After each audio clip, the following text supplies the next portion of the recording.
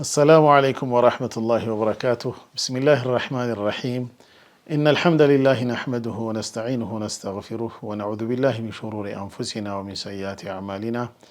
من يهده الله فلا مضل له ومن يضلل فلا هادي له، وأشهد أن لا إله إلا الله وحده لا شريك له، وأشهد أن محمدا عبده ورسوله. أما بعد، فيقول سبحانه: أعوذ بالله من الشيطان الرجيم. بسم الله الرحمن الرحيم. إنما يخشى الله من عباده العلماء. ويقول سبحانه: يرفع الله الذين آمنوا منكم والذين أوتوا العلم درجات. ويقول سبحانه: هل يستوي الذين يعلمون والذين لا يعلمون. صدق الله العظيم. ودي حريم عبيد سبوتشي هنا أنت تلفزيون بروغراماتشن دمو ليلة الجمعة نو قدي زاري ليلة الجمعة بروغراماتشن باباتاتشن قدي تقدامي حج عمر እድሪስ ረህመቱላህ አለይህ የእሳቸው እንግዲህ ሞት ዙሪያ ነው እንግዲህ በሀዘን ባለንበት ሁኔታ ነው እንግዲህ የምንገኘውና ኢንሻአላህ መግቢያችንን ለእሳቸው ዱዓ ፋቲሃ እንቀራለን። የዛሬ ፕሮግራማችን ግን በእስልምና መንዚለቱል ዒልም ወልዑለማ የእውቀትና የአዋቂዎቹ ደረጃ በእስልምና እንዴት ይታያል፣ እንዲሁም ደግሞ ሰሞኑን ደግሞ በተለያዩ ማህበራዊ ሚዲያዎች ላይ አላስፈላጊ የሆነ ከሞት ጋር ከእሳቸው ጋር ተያይዞ የተነሱ አላግባብ የሆኑ ነገሮች አሉ። እነዚህ አደቦች ምን መያዝ አለባቸው፣ እንዲሁም በአጠቃላይ የቀብር ስርዓታችን እንዲሁም አሸኛኘታችን ያለፈን ሰው ወደ አኺራ የሚጓዝን ሰው በምን አይነት መልኩ መሸኘት አለብን የሚለውን ፕሮግራም ኢንሻአላህ ወደ እናንተ እናደርሳለን። እንግዲህ እንግዳችን የዑለማ ምክር ቤት አባል የኢማም ሐሰን መስጂድ ኢማምና ኸጢብ ሸኻችን ሸኽ መንደል ከሪም ሻህ ረሺድ ከኛ ያገኛሉ። ፈቃደኛ ሆነው በመገኘታቸው በእኔ በእናንተ ስም አመሰግናለሁ። እንግዲህ ፕሮግራማችንን ለሸኾቹ እንግዲህ ፋቲሃ በመቅራት ዱዓ በማድረግ እንጀምራለን። መርሐባ። أعوذ بالله من الشيطان الرجيم. بسم الله الرحمن الرحيم. الحمد لله رب العالمين الرحمن الرحيم مالك يوم الدين إياك نعبد وإياك نستعين اهدنا الصراط المستقيم صراط الذين أنعمت عليهم غير المغضوب عليهم ولا الضالين آمين. اللهم يا رب محمد وآل محمد صل على محمد وآل محمد وزي محمد صلى الله عليه وسلم عنا ما هو أهله. اللهم يا رب محمد وآل محمد صل على محمد وآل محمد وزي محمدا صلى الله عليه وسلم عنا ما هو أهله. اللهم يا رب محمد وآل محمد صل على محمد وآل محمد وزي محمدا صلى الله عليه وسلم عنا ما هو أهله. بسم الله والحمد لله والصلاة والسلام على رسول الله صلى الله عليه وسلم. اللهم أوصل لشيخنا شيخ عمر المفتي ثواب ما قرأناه وذكرناه. اللهم اغفر له وارحمه وعافه واعف عنه وأكرم نزله ووسع مدخله وارفع درجاته في المهديين. آنس وحشته وارحم غربته. اللهم تقبل جميع حسناته واغفر جميع سيئاته وذنوبه. اللهم اجعله من النبيين والصديقين والشهداء والصالحين. يا رب اجعل مأواه جنة الفردوس في جوار نبيك محمد صلى الله عليه وسلم كما يحب نبيك عليه الصلاة والسلام. واجمعنا معه في الفردوس الأعلى في جوار المصطفى عليه الصلاة والسلام. إنك سميع قريب مجيب الدعوات. والحمد لله رب العالمين. اللهم صل على وسلم. بسم الله يا قرباتنا رستغا سنغبا ለሞቱ ሰዎች ቁርአን በመድረስና እንዲሁ ዚክሮች ሰለዋቱም ይሁን ተስቢህም ተሕሚድ ተህሊልም ይሁን ይደርሳቸዋል። ምንድነው ነስ ሐዲስ አለ متفق عليه يهون حديث سعد بن عبادة قال للنبي عليه الصلاة والسلام افتلتت أمي أظن أنها لو تكلمت تصدقت أفينفعها إن تصدقت عنها قال نعم نبي عليه الصلاة والسلام سعد بن عبادة እናቱ በድንገት ሞተች። ስትሞት እፍቱልተቱ እናቴ በድንገት ፈጅአ ሞተች እና ብትናገር በሆነ ኖሮ ንዛዝ አርጋ ሰደቃ አርጉልኛ ብሉልኝ ትል ነበር ብዬ ገምታለሁ። እኔ ግን እሷን አስቤ ሰደቃ ቢያደርግ ምንዳው አጅሩ ይደርሳታል ወይ ብዬ ጠየቅኩኝ። ነብዩ አዎን ይደርሳታል አሉ። ነብዩ አለይሂ ሰላቱ ወሰላም የሰደቃን ዘርፎች ቅርንጫፎች ሲያብራሩ ኩሉ ተሕሚደትን ሰደቃ ኩሉ ተህሊለትን ሰደቃ እያንዳንዱ ላኢላሃ ኢለላህ ሱብሓነላህ ተክቢር አላሁ አክበር ሄዶ ኩሉ ማዕሩፍን ሰደቃ መልካም ነገር ሁሉ ሰደቃ ነው ብለዋል። እና ቁርአን ከማዕሩፍ ነው። በዚክሮቹ ዙሪያ በተክቢረ ተሕሚድ ነስ ነብዩን በግልጽ ያስቀመጡት ነው። ስለዚህ ቁርአን ለሰዋቡ የዚክሮች ሰዋብ ለአምዋቶች የሚደርስ በመሆኑ ይሄ ደሊል አለ። ነብዩ ራሳቸው ነው ሰደቃውን ዘርፍ ያብራሩት። ብቻ አብላ አላሉትም ለሳዕድ ለእናት እና ጥቅል ሰደቃ ነው ያሉት። ስለዚህ በዚህ መልክ ሰደቃ ይደርሳቸዋል፣ ይጠቀሙበታል። በአጅሩ በሰዋቡ ነው። ይሄን ነስ ካገኘን የዑለማዎች ራእይ ኺላፍ ኢማም ሻፊዒ ይደርሳሉ፣ አቡ ሐኒፋ፣ ኢማም ማሊክ፣ ኢማም አሕመድ ይደርሳሉ የሚለው ዝርዝር ውስጥ አንገባ። ይሄን ነስ ካገኘን ትልቅ አጅር ነው እና ኢማም ነው ይደርሳል ብለዋል፣ ሌሎችም ብለው ወደዛ እንሄድ። ይሄ አለ ለማለት ፈልጌ ነው። ጀዛኩሙላሁ ኸይረን መርሐባ። ምናልባት ግን ያው አንቱ ደግሞ ከሸኾቹ ጋር ከሙፍቲ ጋር በተለይ በስራም በምንም ትገናኛላችሁ። ምናልባት ወደ በኋላ እሱን እንመለሳለን። ግን እንደ መግቢያ እንደው በእስልምና በተለይ እንግዲህ የዑለማ መሞት ነብዩ ሰለላሁ ዐለይሂ ወሰለም እንዳስቀመጡት ነው።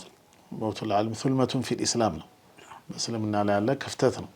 ያ ክፍተት እንግዲህ በሌላ ዓሊም እስካልተተካ ድረስ ሽንቁር ሆኖ ይቀራልና እንደው በተለይ እንዲሁ እንዳጠቃላይ መቼም በአኺረ ዘማን ዒልሙ ይነሳል ነው አይደለም? ነብዩ ሰለላሁ ዐለይሂ ወሰለም እስቲ እሱን እናንሳ። በተለይ እውቀትና ዑለማዎች ጋር ያላቸውን በእስልምና ያለውን ደረጃ እናንሳና ኢንሻአላህ ወደ ሙፍቲ መለሳለሁ። ጀዛኩሙላሁ ኸይረን። ዒልም ማለት ያው ዒልም ሲነሳ የዑለማዎችም ደረጃ ፈዲላ አንድ ላይ ተያይዞ ነው የሚነሳው። የዑለማዎችን ደረጃ አላህ በቁርአን ገልጾታል። ቅድም በቀረሃው አያት ላይ የርፈዕላሁ الذين آمنوا منكم والذين أوتوا العلم درجات ከናንተ ከሰው ልጆች ያመኑትን አላህ ከፍ ያደርጋል። والذين أوتوا العلم እነዛ የዲን እውቀት የተሰጡትንም ደረጃት ሙስ ደረጃት በርካታ ደረጃዎችን ከፍ ያደርጋቸዋል። ዑለማዎች እንዳሉ ዑለማዎችን አላህ ሁለት ጊዜ ነው ደረጃቸውን ከፍ የሚያደርገው አሉ። አንዴ በኢማናቸው በአላህ በረሱል ማመን ባለበት ሁሉ በማመናቸው፣ ሁለተኛ በዕልማቸው እና አንድም ደረጃ ሳይሆን ደረጃት ጀምዑ ደረጀት ነው። ብዙ ደረጃዎችን በአኺራ በጀነት ከፍ እንደሚያደርጋቸው እንደሚያሊቃቸው ይሄ ትልቅ ፈዲላ ነው። ለዑለማዎች ትልቅ ደረጃ ነው። እና ሌላው ደግሞ إنما يخشى الله من عباده العلماء الله ከባሪዎቹ አላህን የሚፈሩት ይላል። إنما بعد حصر إنما يخشى الله አላህን የሚፈራው የሚገባውን መፍራት العلماء ዑለማዎች ናቸው አላህን የሚፈሩት ብሎ ራሱ መስክሯል። የሚያስፈራው ግን እኛ በሐቂቃ ጣሊበል ዒልም ነን እንጂ ዑለማ አንባልም። እኔ በራሴ አልባልም፣ ጣሊብ ነኝ። አሁን ድረስ ኪታብ ያየው የመወጠልኩ ኢልም የጨመርኩ ነው። አልበጠናኝን ወደ ኪታብ ነው ተመልሼ የሚያነበው።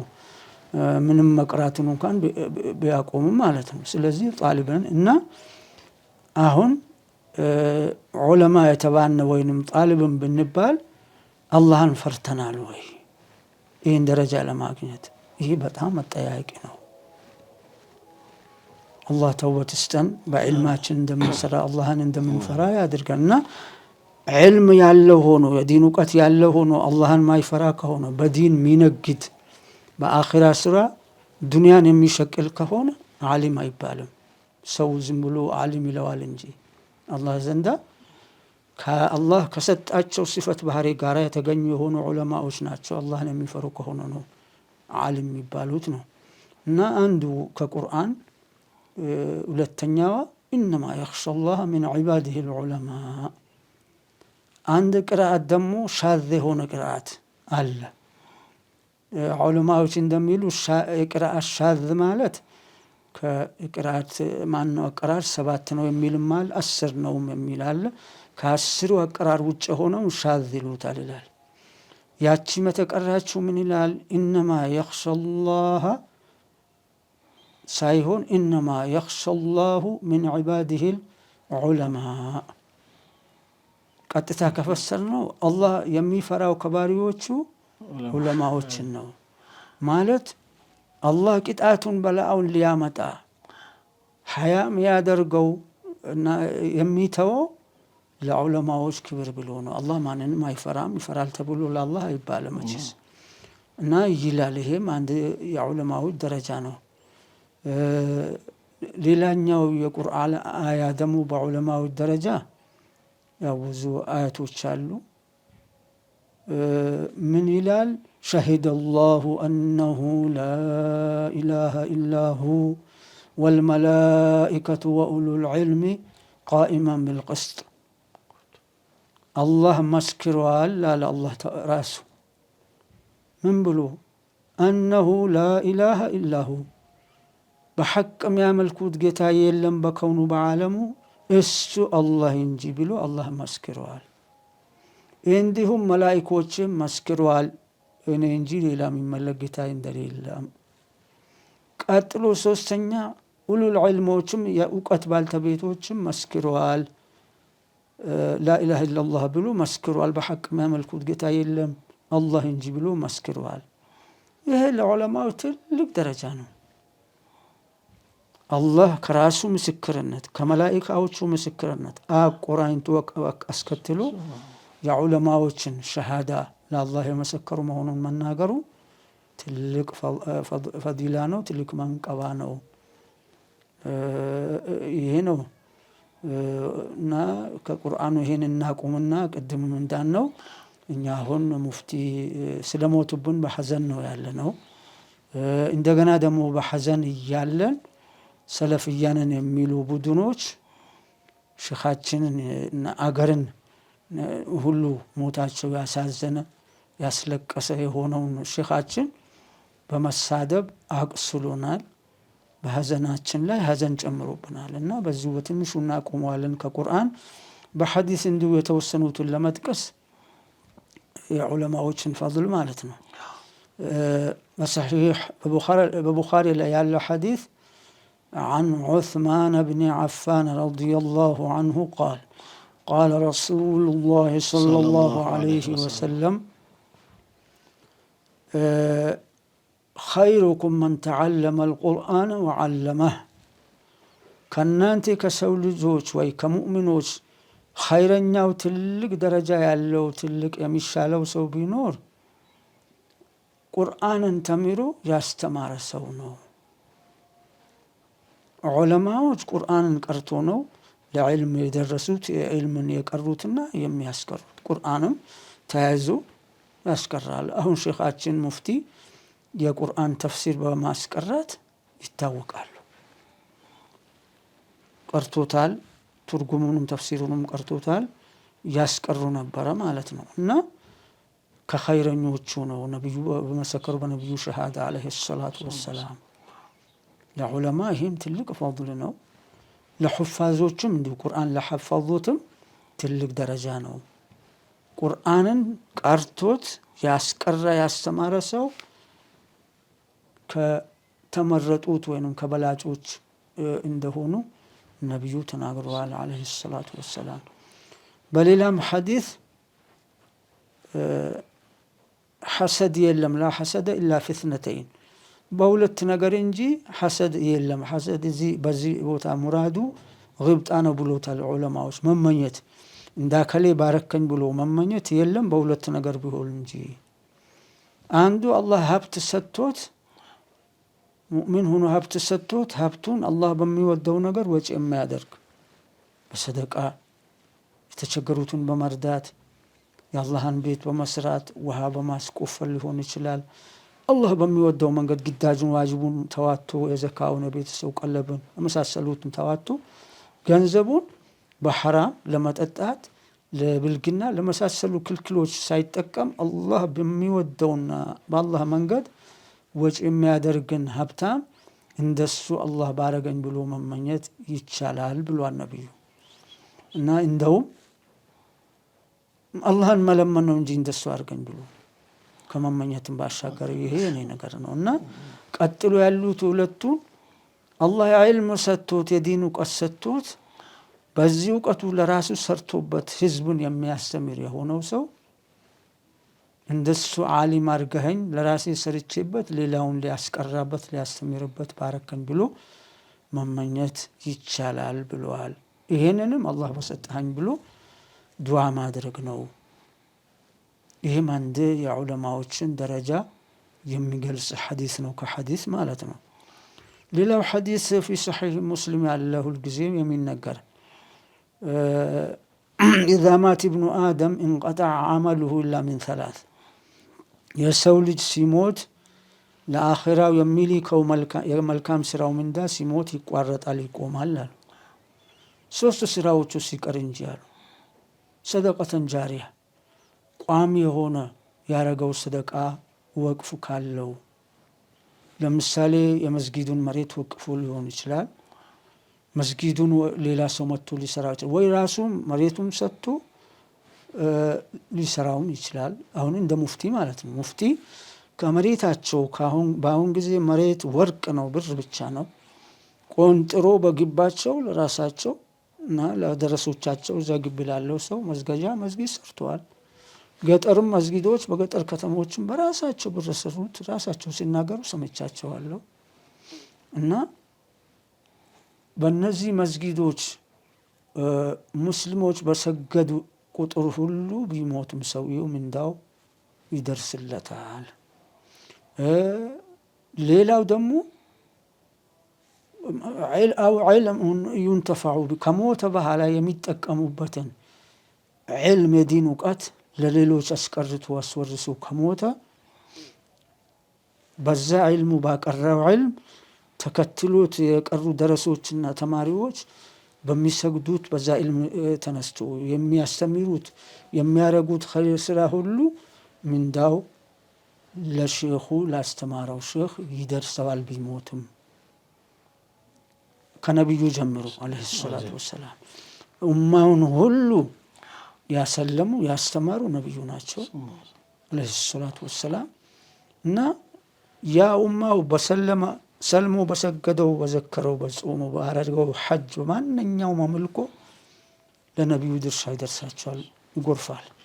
እሳቸው ነው ሰበብ እሳቸው ናቸው አለይሂ ሰላቱ ወሰላም። ዑለማዎቻችንም ከሰሐባዎች ጀምሮ ኢላ የውምና ሀዛ ያሉ ዑለማዎችም ተራ ዑለማ ሳይሆን ዑለማ አልረባንይን ዑለማ አልዓሚሊን ቢዕልምህም በእውቀታቸው በአግባቡ የሚሰሩ የሚጠቀሙ በዲን የሚነግዱ ሳይሆን ሙታጀረተል ፊዲን ያልገቡ የሆኑ ዑለማዎች ምንዳቸው ባስተማሩት ዳዕዋ አድርጎ ህዝቡን ባነቁት ልክ ሁሉ ምንዳው ቢሞቱም ይደርስላቸዋል። ሐዲሱን ለመጨረስ አወለድን ሳሊሕን የድዑ ለህ መልካም ልጅ ሳሊሕ ደግ ልጅን ተክቶ ያ ልጁ ዱዓ ባረገላቸው ቁጥር ሁሉ ምንዳው ይደርሰዋል። የሰገደም እያለ ረቢ ግፊር ሊ ወሊዋሊደይ ረቢ እኔን ማረኝ ወላጆችን ማራቸው ሳይሰግድም ሌሊትም በተነሳበት በየዱዓው ወላጆችን ይዘንላቸው፣ የሰሩትን መልካም ስራ ተቀበላቸው፣ ወንጀሎቻቸውን ማራቸው፣ ይቅር በላቸው፣ ጀነት አግባቸው። ይሄ ሁሉ ምንዳው ከሞተም በኋላ ይደርሰዋል። አላህ ሶስቶቹንም በፈድሉ በረሕመቱ ይስጠን። ሰደቀተን ጃሪያንም ይስጠን፣ ወለደን ሳሊሕንም ይስጠን፣ ዒልመን ናፊዕም ከሞትነ በኋላ ምንዳው የሚከተለን የሆነ አላህ ይስጠን። ሌላው ከዑለማዎች ፈዳኢል የሚነሳ ሐዲስ እና አቡ ዳውድ ሌሎችም ያወሩት ሐዲስ ነቢዩ ዓለይሂ ሰላቱ ወሰላም ያሉት አልዑለማኡ ወረሰቱል አንቢያ ወልአንቢያኡ ላ ዩወርሱ ዲናራን ወላ ድርሃመን ኢነማ ወረሱል ዒልመ ወመን አኸዘሁ ፈቀድ አኸዘ ቢሐዝን ዋፊር። አንቢያዎች ነቢያቶች ያስወረሱት ነገር ቢኖር እውቀትን ነው፣ የዲን ዒልምን ነው አሉ ነቢዩ ዓለይሂ ሰላቱ ወሰላም። አንቢያዎች ማለት ዑለማዎች የአንቢያዎች ወራሾች ናቸው። አንቢያዎች ያስወረሱት ደግሞ እውቀትን ነው፣ ዒልም ነው። ነቢዩም በሌላ ቦታ እንዳሉ ማ ተረክናሁ ፈሁወ ሰደቃ ነሕኑ መዓሽረ አልአንቢያ ላ ኑረሱ ወላ ኑወረስ ወማ ተረክናሁ ፈሁወ ሰደቃ። እኛ ነቢያቶች ገንዘብ ከሞትን በኋላ አንወረስም። ነቢያቶች ትተን የሞትነው ገንዘብ ሰደቃ ነው የሚሆነው አሉ። ለቤተሰብ አይከፋፈልም። ለዛ እና አሁን ነቢዩ ዓለይሂ ሰላቱ ወሰላም አንዱ ምን አዕላሚ ንቡወቲ ነቢይ ከመሆናቸው አንዱ መረጃ ሀብትን አግበስብሶ ሰብስቦ አልሞቱም። ይሄ ነው የሚባል የለም። ሲሞት የነበረው በግለተሁል በይዳ አንድ ግመል ማን በቅሎ ነበረቻቸው፣ ነጭ በቅሎ እሳን ነበር ትቶ የሞቱት። መሬት ነበረ። ያንንም መሬት ለቤተሰባቸው የዓመት ቀለብ ያነሱበታል። የቀራውን ከመሬቱ ለሙስሊሞች መሳሊሕ ለሙስሊሞች ጥቅም አስፈላጊ የሆነውን ነገር ያደረጉት ነበረ እና ማተ ወድርዑሁ መርሁኑን ዐንደ የሁድይን ፊ 30 ሰዓን ሚን ሸዒር። ነቢዩ የጦር መከላከያ ልብሳቸው ዓለይሂ ሰላቱ ወሰላም 30 የገብስ ቁና ከአንድ የሁዲ ገዝቶ የሚከፍሉት ነገር አጥቶ ሰው ሞልተዋል። ሰሓባው ቢነገረው አይደለም በሚሊዮን የሚከፍል ሀብታም አለ፣ አይደለም ነፍሱን ለነቢዩ የሚሰጥ አለ። ፊዳከ አቢ ወሩሒ የሚሏቸው ነቢዩ ናቸው። ነፍሴንም ወላጆችንም ላንቱ ቤዛ አድርጋለሁ ፊዳ አድርጋለሁ የሚሏቸው ናቸው። ያ እያለ ሰውን አያሰግሩም ገንዘብ ስጠኝ ብሎ። ሲሞቱ ለአንድ የሁዲ ገዝቶት 30 ቁና ገብስ የጦር ልብሳቸው አስይዞት ነው የሞቱት። በኋላ ሰይድና አቡበክር ኸሊፋ ሲሆኑ ያንን ከፍሎ ነው የጦሩን መከላከያ ያስመለሱት። እና አሁን ወደ ሐዲሱ ሊመለስና አንቢያዎች ብር ቁሳቁስ ዲናርም ድርሃምም አላስወረሱም። ያስወረሱት ነገር ቢኖር አሉ ነቢዩ እነማ ወረሱል ዒልም እውቀትን ነው፣ የዲን ዒልምን ነው ያስወረሱት።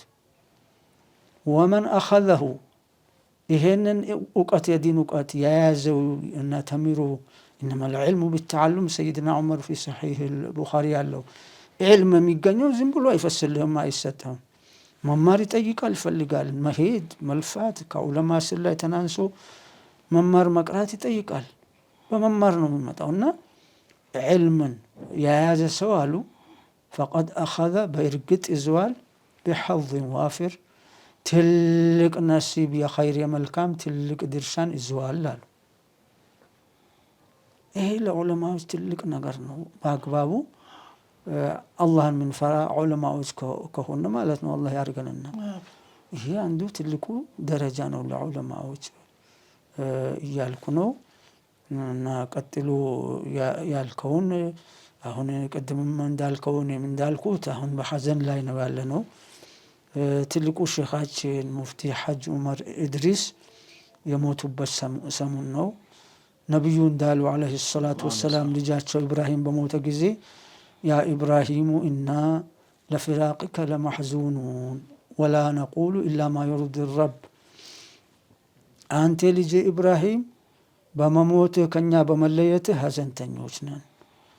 በንግግር ደረጃ ግን አላህን የሚያስደስት የሚያስወድድ ነገር እንጂ አንናገርም አሉ። እኛም በሙፍቲ ሞት ቀልባችን ሀዝነዋል፣ ተክዘዋል። አላህን ግን የሚያስቀይም ነገር የሚያስቆጣ ነገርን የሚያስወድድ ነገር ቢሆን እንጂ አንናገርም። اللهم أجرنا في مصيبتنا وأخلفنا خيرا منه ነው የምንለው ነቢዩ በሉ እንዳሉ አላህ በሙፍቲ ሞት የደረሰብንን ሙሲባ አጅር ምንዳ አላህ ይክፈለን።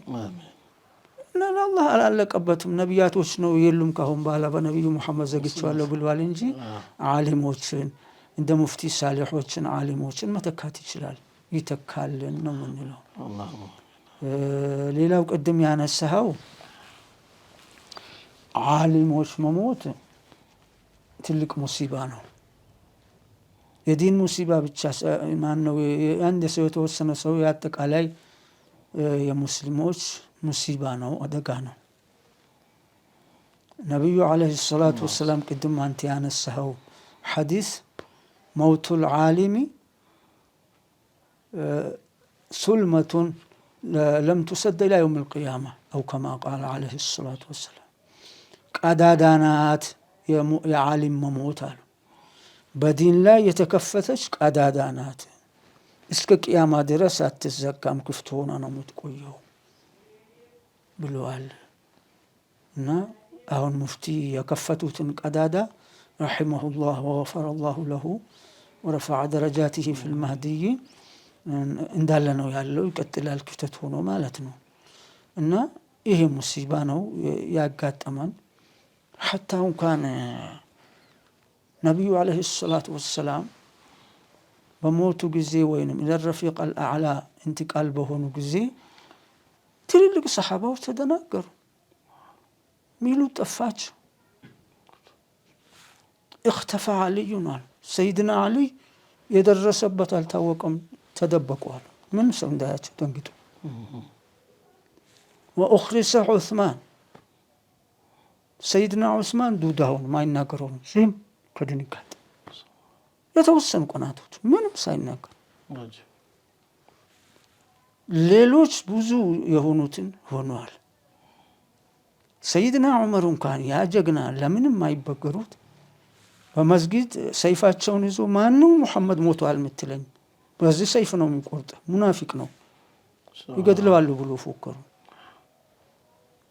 ተደናገሩ ሰሓባዎች እና የሆነ ሸለብ ነው ያረጋቸው፣ ከአላህ ተገናኝቶ ይመለሳሉ ብሎ ነው ሲሉ የነበሩት። ይሄ ጀግና ዑመር።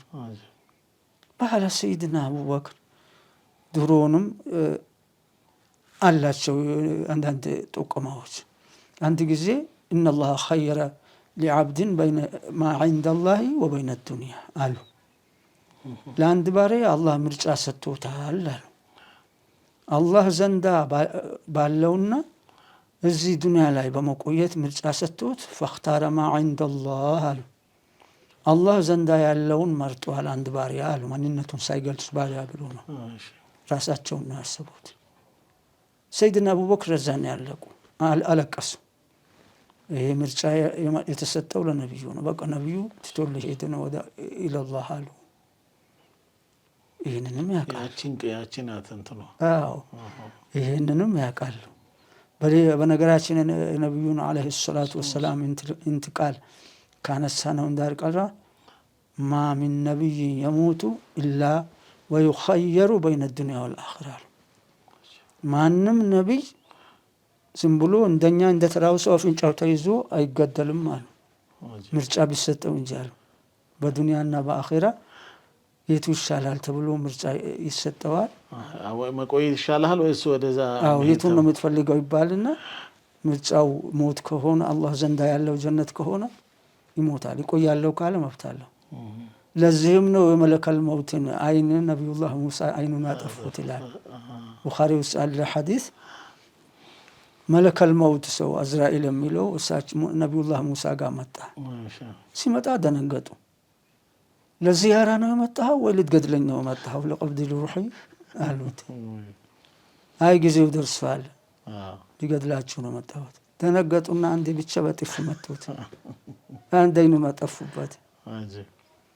አላህ ዘንዳ ተመለሰና ሞት ማይፈልገው ባሪያህ ጋር ሊካኝ አንድ አይኔን አስወሰድክብኝ ነው እንዲህ አው በል ሂድና ወሁ አዕለም። እንግዲህ አላህ ከሁሉም በላይ ያውቃል ምንነቱን የተከሰተውን ነገር። በል ለሙሳ ሂድና በለው ዱንያ መኖር የምትፈልግ ከሆነ አንድ በነጭ በሬ ላይ ወይም በቀይ በሬ የተለያዩ ነው እጅህን አስቀምጥና እጅህ በሸፈነው በሬው ጸጉር ልክ በአንዳንዱ ጸጉር 1000 ዓመት እንድትኖር ፈቅደንልሃል በለው እና መጣና ሰይድ ጅብሪል አለይሂ ሰላም አላህ ይሄን ምርጫ ሰጥቷል። በበሬ እጅህን አሳርፍና እጅህና የሸፈነውን ጸጉር በእያንዳንዱ 1000 ዓመት እንድትኖር ተብለሃል። ከዛስ በኋላ አሉ ሙሳ ሞትም አይቀርም ከአላህ ውጭ ሞትም አይቀርም የለም።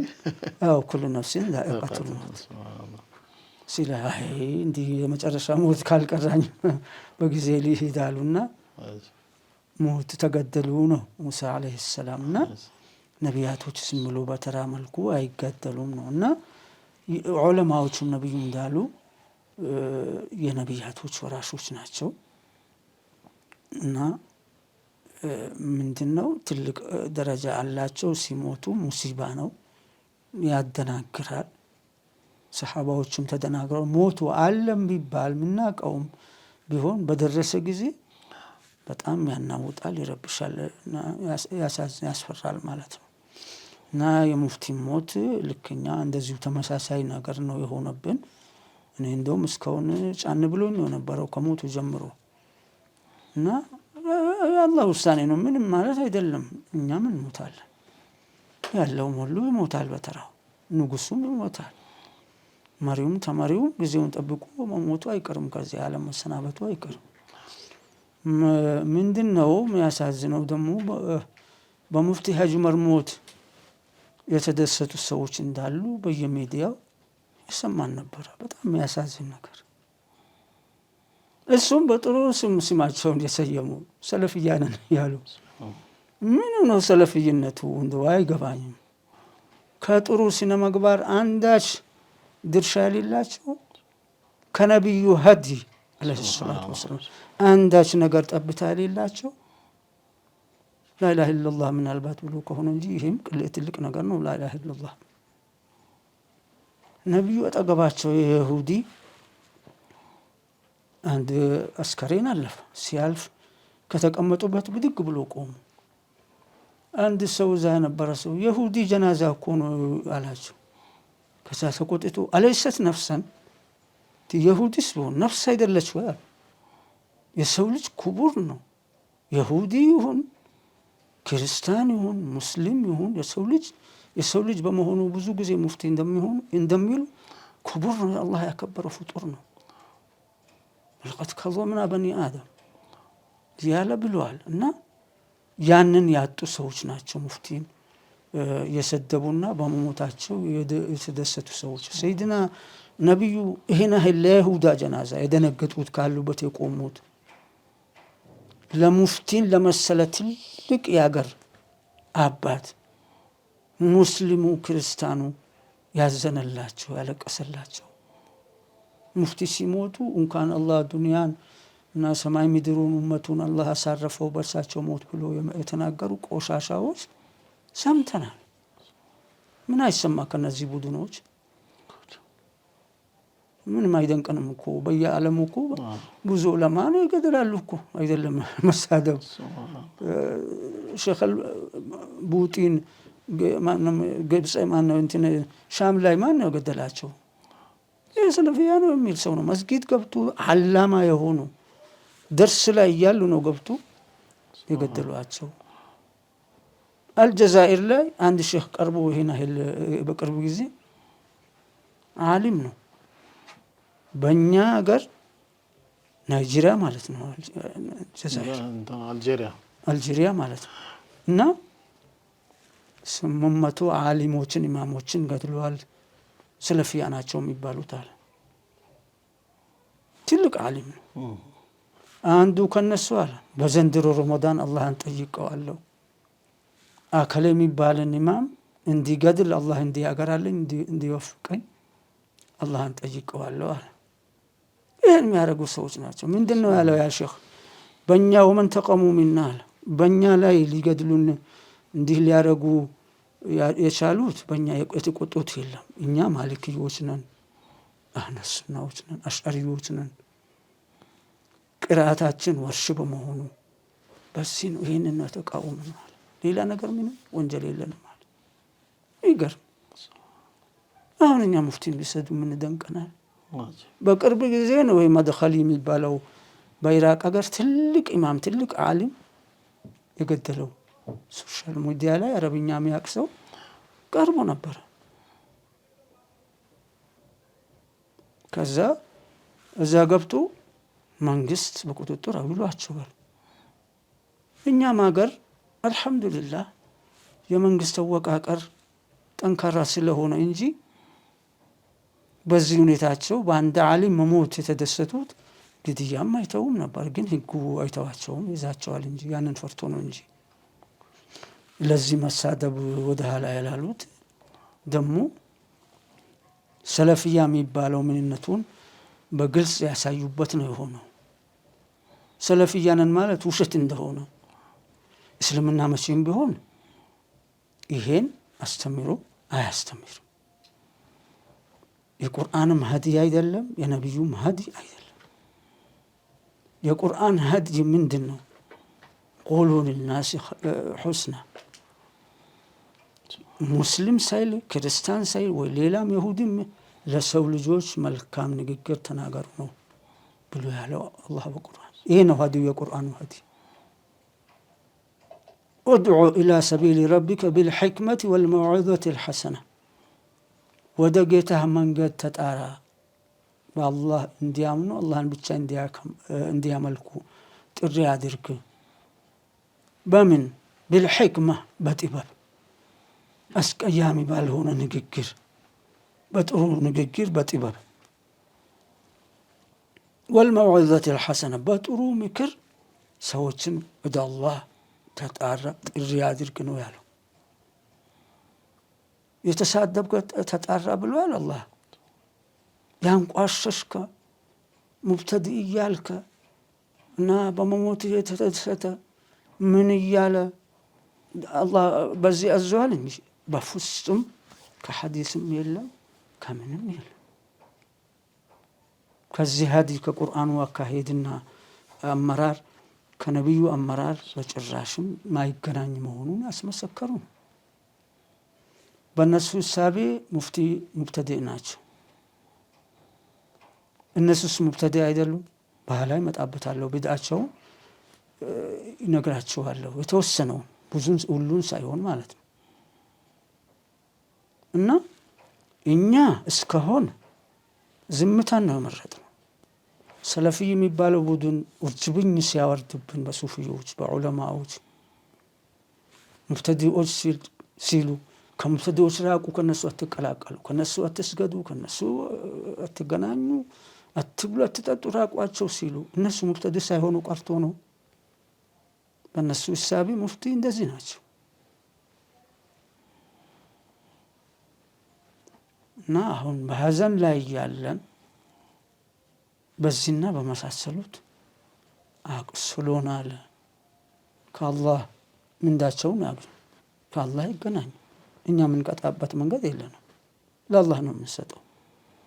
ሁሉም ወደ አላህ መመለሱ አይቀርም። ካፊሮች ለነቢዩ ሞቶ እናርፈዋለን አሉ። ነተረበሱ ብሂ ረይበል መኑን፣ የሞትን አደጋ በሙሐመድ እንጠባበቃለን፣ ከሞት እናርፈዋለን። ልጅም የለውም፣ ወንድ ልጅ የለውም፣ ሞቶ እናርፈዋለን፣ የሱ ታሪክ በዛው ይቀራል አሉ። አላህ ደግሞ ለመልሱ ምን አላቸው? አፈኢን ሚተ ፈሁሙል ኻሊዱን፣ አንተ ብትሞት እነሱ ለዘላለም ዱንያ ላይ ሊኖሩ ነው እንዴ? አይደለም፣ ይሞታሉ እንጂ አንተም ብትሞት ነው ብሎ መልስ መለሰ። በሌላ አያት አሁን ሙፍቲ ቢሞቱ እነሱም ሞታሉ። ሁሉም ጀዛውን ምንዳውን ከአላህ ያገኛል። በሌላ በቁርአን አያት ደግሞ ኢነከ መይቱን ወኢነሁም መይቱን ثم إنكم عند ربكم تختصمون አንተ ሙሐመድ ትሞታለህ፣ ሰዎችም ይሞታሉ፣ በፍርዱ ቀን በቂያማው ቀን ፈጣራችሁን ዘንዳ ቆማችሁ ትከራከራላችኋል። ثم إنكم يوم القيامة ረስቻታለሁ عند ربكم تختصمون ጌታችሁ ፈጣራችሁ አላህ ዘንዳ ትከራከራላችሁ። ነቢዩ መልእክት አድርሻለሁ ለላከኝ ህዝብ እነሱ አላደረሰንም የመሳሰሉትን አላህ ፊት ይከራከራሉ። ይሄ ነው ሞቱ ለማንም አይቀርም። ወስኑታል ኩሉ ነፍስን ዛኢቀቱል መውት نحن قدرنا بينكم الموت وما نحن بمسبوقين አላህ እኛ ይላል አንዳንድ ጊዜ ራሱን ለማተለቅ እንጂ ከሱ ጋር ሌላ ጌታ ለመኖር አይደለም።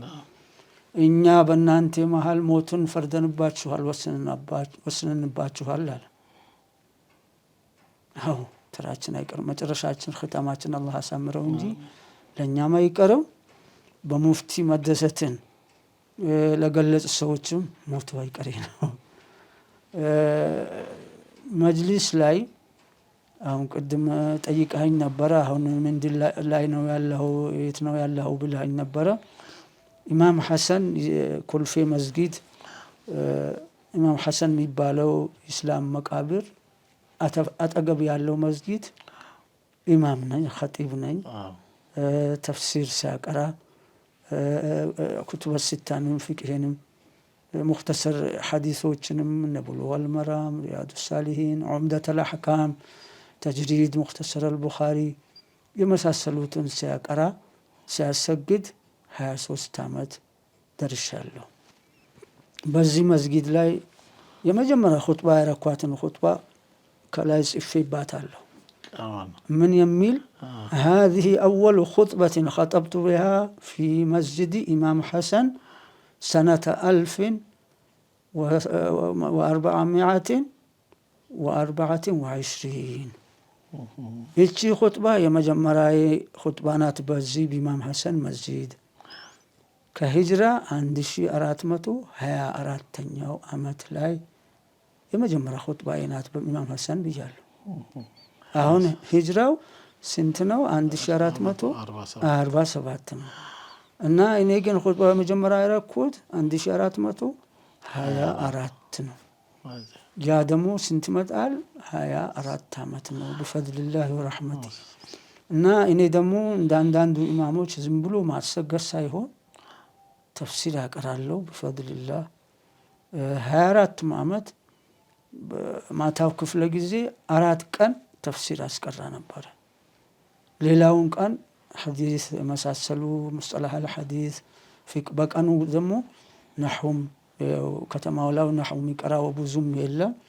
የተገኙትን مثلا አጅሩምያ ከሽፍ ንቃብ የመሳሰሉትን ፊቅህንም ያስቀራለሁ በቀኑ። حتى እንኳን ባለፈው አመት ታምሜ ነበር። የዛኔ በድንገት በሽታው ሲጥለኝ በሳምንት ነበረኝ ደርስ ቁርአን በሳምንት 2 ጊዜ በማታው ክፍለ ጊዜ በين المغرب والعشاء በቀኑ ክፍለ ጊዜ አንድ ተፍሲር ቡኻሪ ሰሒህ አልቡኻሪ አንድ ማዳ የአቡ ዳውድ አንድ ማዳ የትርሚዚ አንድ ማዳ በሌሊት ከኢሻ በኋላ እስከ 3 ሰዓት ድረስ ቀን ለመቅራት እኔ ጋር ለመማር ጊዜ የሌላቸው በስራ በትምህርት ተወጥሮ እስከ 3 ሰዓት ድረስ አስቀራ ነበር። አሁን ሳልታመም በፊት ማለት ነው። እና እነዚህ ያስቀራለሁ። እና አቡ ዳውድ አንድ በቀኑ ክፍለ ጊዜ፣ ትርሚዚን በማታው ክፍለ ጊዜ፣ ትርሚዚን ሱነት ትርሚዚን ሊጨርሰው ቀርቦ ነበር፣ ብዙ ሄዶ ነበር። ተጅሪድ ያቀራለሁ። እነ ሙኽተሰሮች ከሐዲሶችንም ያቀራ ነበር ሲታመም የነበርኩበት ደርስ ማለት ነው። እና ከፊቅህ ደግሞ ሙኽተሰር ፊቅህ ከሰፊና ከአቡ ሹጃ ከባፋድ ከዑምደቱ ሳሊኪን ምንሃጅ ድረስ የኔ ልጅም ያለበት ከሸሪኮቹ ምንሃጅ ሊጨርሱት ተቃርቦ ነበረ። እና ሲያቀራቸው ነበሩ የታመምኩ ጊዜ እና ሌላው ሙስጠላህ አልሐዲስ መንዙመት አልበይቁኒ ያቀራ ነበረ። ኑኽበት አልፊቅር በአንድ ማዳ ነበረኝ ሐፊዝ ኢብኑ ሐጀርን። በነሕው ደግሞ ከሽፈ ኒቃብ አን ሙኸደራት ሙልሐት ልኢዕራብ ምትለዋን ያቀራ ነበር። እሱም ብዙ ሄዶ ነበረ ከከሽፈ ኒቃብ እና እነዚህን ባቀራው ያስቀራው እያለው ነው የታመምኩት የነበረው። አልሐምዱሊላህ አላህ አፊያ አድርጎኝ አሁን ደርሴንም ጀምራለሁ። ማምነቱን ቆይተዋል ከጀመርኩ እና የሼኾቹ እና አሁን የኛ መስጊድ ደግሞ ማይመጣ ሰው የለም። ጀናዛውን በተመለከተ ምንድነው ትልልቅ ባለስልጣኖች ሙስሊም የሆኑት እኛ ጋር አስከሬንን ተከትሎ ይሰግዳሉ። አሁን ጠቅላይ ምክትል ሚኒስትር የነበሩት በመለስም ጊዜ እሱ ምክትል፣ በዶክተር አብይም ጊዜ እሳቸው ምክትል የነበሩት ሰውዬ በራሳቸው ፍቃድ የለቀቁት ትዝ የሚለኝ 2 ጊዜ መጥቶ ከኔ ሰግዷል። ዘመዶቻቸው ሞቱ። እሳቸውን መጅበው የመጡ ባለስልጣኖች ሙስሊም የሆኑት መስጊድ ገብቶ ሙስሊም ያልሆኑት በር ላይ ውጭ ላይ የጠበቁ ሰግደዋል። ትልልቅ ሀብታሞችም እኛ ጋር ይመጣሉ። ሼክ አላሙዲን እንኳን ዘመዶቹ ሞቶ ወንድም ምናምን እህቱ ሞቷቸው በተደጋጋሚ መጥቶ እኛ ጋር ሰግደዋል። እንደውም አንድ ቀን እሳቸው እንደመጡ አላወቅኩም። ከቤት ቆይቼ መስጊድ ሲደርስ ኢማም የሚገባበትን ቦታ የኛው መስጊድ ደግሞ ኢማም ሲገባ ከኋላ ከጀርባ ነው የሚገባው፣ ህዝቡን ረግጦ አይገባም። ጀናዛም ደግሞ አንዱ ሰው የሚፈልገው በውጭ በኩል ጀናዛ ይገባል፣ ተሰግዶበት በውጭም በኩል ይወጣል።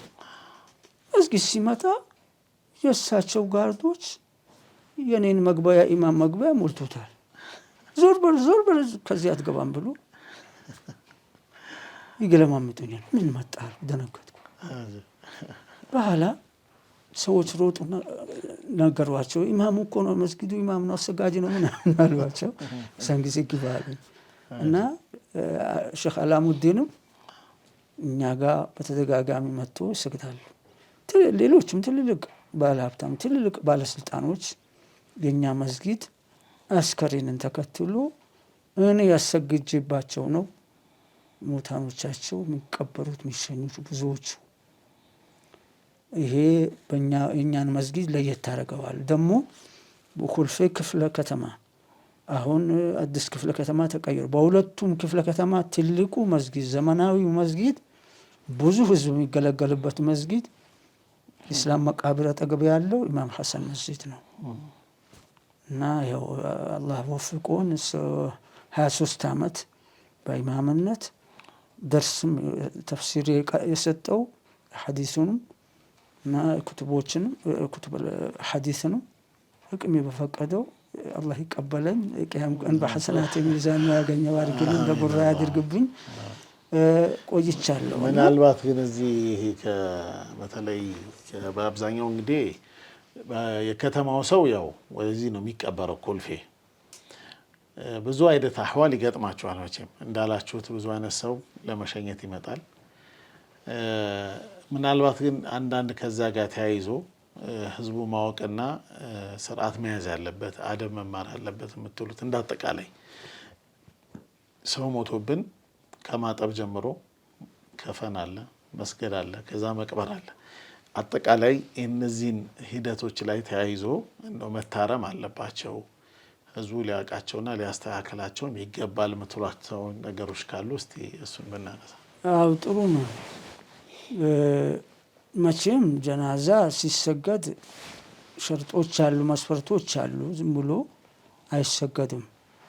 አንድ ሰው አንድ ሙስሊም ከሞተ ይታጠባል፣ ሸሪዓው ባዘዘው መሰረት ይከፈናል፣ በሸሪዓው መሰረት ይሰገድበታል፣ ዱዓ ይደረግለታል በሰላት። የትጥበቱ መካሄድ አለው ተገልጿል በፍቅህ ኪታቦች። ያከፋፈኑም አለ፣ አካሄዱ አለ። ያከፈኑ ባጭሩ ሰውየው አካሉን የጀናዛውን ሙሉ በሙሉ ሊሸፍን የሚችል መልኩ ሳይወሰን ነጭ ጥቁር ይሁን በማንኛውም መልክ መሸፈን ግድ ይሆናል። ከተቻለ ነጭ ነቢዩ ዓለይሂ ሰላቱ ወሰላም ፊ ትርሚዚ ያለ ሐዲስ ኢልበሱ ሚን ሲያቢኩም አልቢድ ፈኢነሃ አሕሰኑ ሲያቢኩም ወከፍኑ ፊሃ መውታኩም። ከልብሶቻችሁ ነጭ ልብስ ልበሱ፣ ነጭ ልብስ ምርጥ ልብስ ነው፣ ጥሩ ልብስ ነው አሉ። ሞታኖቻችሁንም በነጭ ከፍኑ ብለዋል። ስለዚህ በነጭ ይከፈናል፣ በግዳጅነት ሳይሆን በሱንነት በፍላጎት ነጩ ይመረጣል። 3 ከፈን ይደረጋል ያለ ነው። ያው የተዘረዘረ ነው፣ ብዙ ጊዜ አንጨርስበትም። አሁን ይህን ባልከኝ ይህን ሰሞን በጣም የሚያሳዝን ነገር አንድ ልጅ ፈትዋ አረገ።